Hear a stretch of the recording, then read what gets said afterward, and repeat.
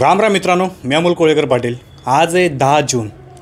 आपल्याला सगळ्यांना माहिती होते की गेल्या 6 महिन्यामध्ये किंवा 6 महिन्यापूर्वी म्हणजे 9 जूनला संतोष अण्णा देशमुखांची अत्यंत क्रूरपणे वाईट अशा पद्धतीनं त्या नराधमांनी हत्या केली होती आणि त्या गोष्टीला काल 9 तारखेला 6 महिने कंप्लीट झाले।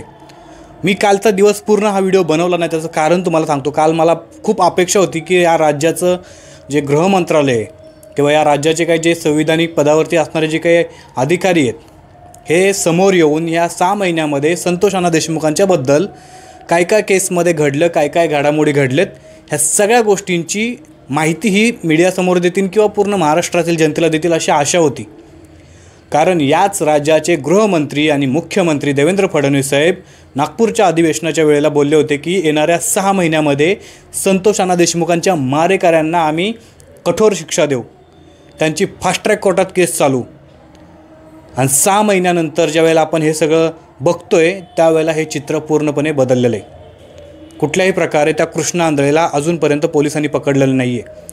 आता तर सरळ थेट पोलिस हे सांगतायत की त्याचं आम्हाला काही लोकेशनच सापडत नाही, आम्ही काय करायचं, कुठं शोधायचं त्याला, कारण तो मोबाईलच नाही वापरत।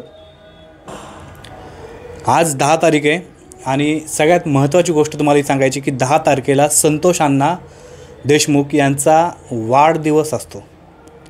बघा ना, किती वाईट घटना घडली की वाढदिवसाच्या अगोदरच्या दिवशी त्या व्यक्तीची हत्या होणं, किती भयानकता ही गोष्ट। या राज्यामध्ये एक आता नवीन मला वाटते क्राईम रिपोर्ट समोर आला आहे, धक्कादायक हा क्राईम रिपोर्ट आहे। महाराष्ट्र राज्याचा पूर्ण भारत देशामध्ये क्राईम रिपोर्टच्या याच्यामध्ये 2रा क्रमांक येतो आहे। अभिमानाची गोष्ट या राज्याच्या गव्हर्नमेंटसाठी आणि राज्याच्या पूर्ण राज्यकर्त्यांसाठी। भले तुम्ही दुसऱ्या कुठल्या गोष्टीमध्ये वर 1 नंबरला असाल, 2 नंबरला असाल, 3 नंबरला असाल, माहीत नाही, पण क्राईम रेटमध्ये मात्र तुमच्या राज्याचं नाव तुम्ही नंबर 2 वरती आणलं, त्याबद्दल महाराष्ट्र राज्याकडनं तुमच्या सगळ्यांचं मनापासून अभिनंदन, धन्यवाद करायला पाहिजेत। आणि घटना म्हणजे या सगळा घटनाक्रम 2015 ते 2025 हा 10 वर्षाचा डाटा। ह्या 10 वर्षाच्या आतमध्ये सगळ्यात जास्त गुन्हेगारी ही महाराष्ट्रात 2 नंबरला झालेली पूर्ण देशामध्ये। काय 1 नंबरला घेऊन जायचं प्लॅन चालू आहे की काय? का तुम्ही आम्ही प्रश्न विचारत नाही आहे, का नाही अजूनपर्यंत त्या कृष्णा आंधळेला पकडला गेला? साधी सिंपल गोष्ट आहे ना। एक आरोपी पूर्ण सिस्टमला चॅलेंज करतो, गृह मंत्रालयाला चॅलेंज करतो, बीड पोलिसांना चॅलेंज करतो, SIT, परत तुम्हाला सांगतो CID, या सगळ्या गोष्टींना चॅलेंज करतो। आणि आमचे बाकीच्या सगळ्या यंत्रणा काय करतायत? तो आम्हाला सापडत नाही म्हणून आम्हाला सांगताय। तुम्ही त्या देशमुख कुटुंबाचे एकदा तरी विचार करा की त्या पीडित कुटुंबावरती काय काय वेळ आली असेल हे गेल्या 6 महिन्यामध्ये। अहो, त्यांच्या घरातला रक्ता मासाचा एक माणूस हरपला आहे। अजूनपर्यंत मला नाही असं वाटत की देवेंद्र फडणवीस हे धनंजय देशमुख यांना किंवा त्यांच्या पूर्ण परिवाराला भेटण्यासाठी बीडमध्ये गेलेत, त्यांच्या घरी मसाजो गावी नाही गेले अजून। 6 महिने उलटून गेले, त्यांना अजिबात वेळ नाही त्या ठिकाणी जाण्यासाठी। कृष्णा आंधळे का पकडला जात नाही याच्याबद्दलचं स्पष्टीकरण देण्यासाठी अजिबात गृहमंत्रालयाला वेळ नाही आहे। मग मात्र गृहमंत्रालयाला वेळ आहे। नारायण राणे, प्रकाश महाजन यांना काय बोलले ते ऐकण्यामध्ये फार इंटरेस्ट आहे यांना। माझ्या पक्षाच्या विरोधामध्ये कोण काय बोलतं ते ऐकण्यामध्ये फार इंटरेस्ट आहे। नितेश राणे स्वतःचे वडील जिवंत असताना, म्हणजे नारायण राणे हे जिवंत असताना एका भाषणामध्ये बोलले, देवेंद्र फडणवीस हे सगळ्यांचे बाप आहेत, आमचे नाही आहेत, आमचे बाप आमच्या घरी आहेत, तुमचे चेक करा। एका मंत्र्याची अशा प्रकारची भाषा कशी काय असू शकते की सगळ्यांचा बाप आहे म्हणजे कोणाचा बाप आहे? पूर्ण महाराष्ट्राचा बाप झाले देवेंद्र फडणवीस। तुमच्या स्वतःच्या वडिलांनी तुमचे कान टोचलेत, तुम्हाला सांगितले बाप हा शब्द वापरणं चुकीचं आहे। या राज्याचा मुख्यमंत्री हा सेवक असतो, बाप नसतो। तुमचा असेल कदाचित, या राज्याचा नाही आहे, आमच्या राज्यावरती लादू नका। ते या राज्याचे सेवक आहेत, सेवा करतात, ते मुख्यमंत्री पदावरती राहून सेवा करतात की मेवा खातात ते नंतरचा पार्ट आहे, पण ते आता सेवेकर आहेत, त्याच्यामुळे आमच्यावरती नका ती लादू। मग मात्र गृहमंत्री असतील किंवा मुख्यमंत्री असतील यांना यामध्ये फार इंटरेस्ट आहे, ते यामध्ये कमेंट देतील। पण कृष्ण आंधळे अजूनपर्यंत का पकडला गेला नाही याच्याबद्दल मात्र त्यांच्याकडे कमेंट करायला कुठल्याही प्रकारचं वाक्य नाही. या राज्यामध्ये आता महानगरपालिका निवडणुका सुरू होत आहेत. काल सरकारने नगर रचना करण्यासाठी सांगितल्या, वॉर्ड फायनल करण्यासाठी एका महानगरपालिकेमध्ये किती वॉर्ड असायला पाहिजेत वगैरे.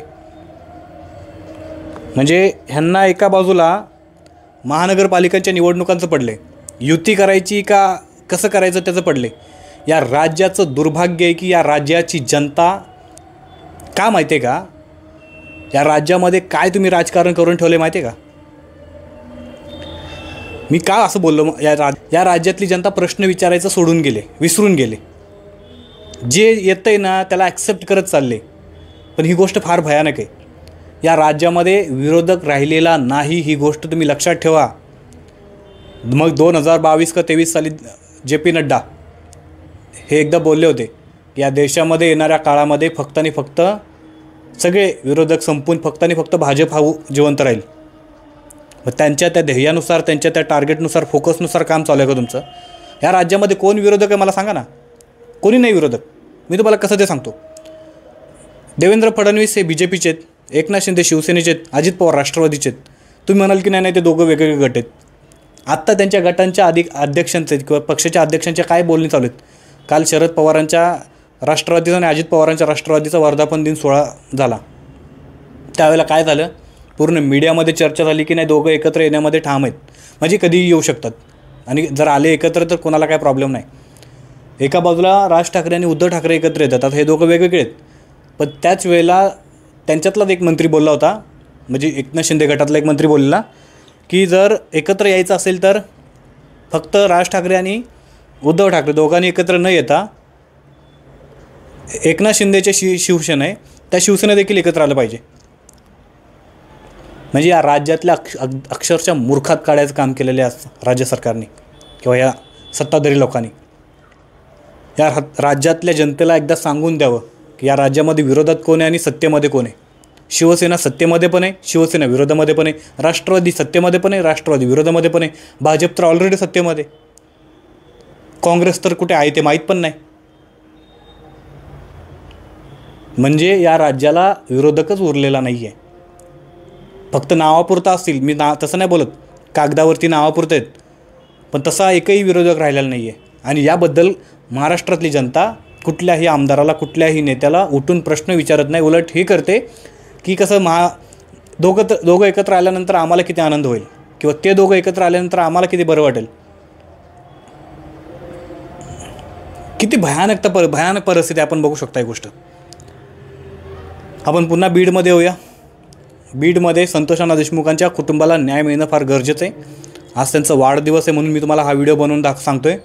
आजपर्यंत काय गोष्टी झालेत ह्या प्रशासनाने किंवा राज्य सरकारने सांगायचं फार गरजेचं होतं. कारण संतोष अण्णांची केस ही फक्त बीड आणि मस्ताजोग गावापुरती मर्यादित नाही, ती पूर्ण महाराष्ट्राची केस झालेली आहे. महाराष्ट्र हळहळला आहे, रडला आहे त्या संतोष अण्णा देशमुखांसाठी. त्याच्यामुळं त्या केसच्या संदर्भात काय झाले अजूनपर्यंत माझ्या माहितीप्रमाणे वाल्मिक कराडच्या मदतीला जे लोक धावलेत वाल्मिक कराडला पसार होण्यामध्ये, अजूनपर्यंत त्या लोकांची चौकशी झाली नाही आणि त्यांना अटक झाली. दुसरी गोष्ट, कृष्ण आंधळेला ज्यांनी फोनपे केलेत, गुगल पे केलेत, आर्थिक मदत केलेली, कुठं पसार होण्यासाठी मदत केलेली सुरुवातीच्या दिवसामध्ये, अजूनपर्यंत त्यांना अटक झालेली नाही आहे. आणि वरून पोलीस प्रशासनाकडनं धनंजय देशमुख यांना सांगण्यात येतं आहे की कृष्ण आंधळे अजून सापडलंच नाही, आम्हाला त्याचं काही थांगपत्ताच लागत नाही आहे. हे पोलीस बोलत आहेत. अजूनपर्यंत कृष्ण आंधळे का सापडत नाही आहे किंवा देवेंद्र फडणवीस यांनी राज्याची कशाप्रकारे परिस्थिती केलेली आहे, या राज्यामध्ये विरोधक राहिला आहे का, उरला आहे का, या सगळ्यांबद्दल तुमचं काय मत आहे ते कमेंट करून नक्की सांगा. बाकी चॅनलला सबस्क्राईब नसेल की तर नक्की करा. जय शिवराय, जय शंभूराजे, जय मल्हार.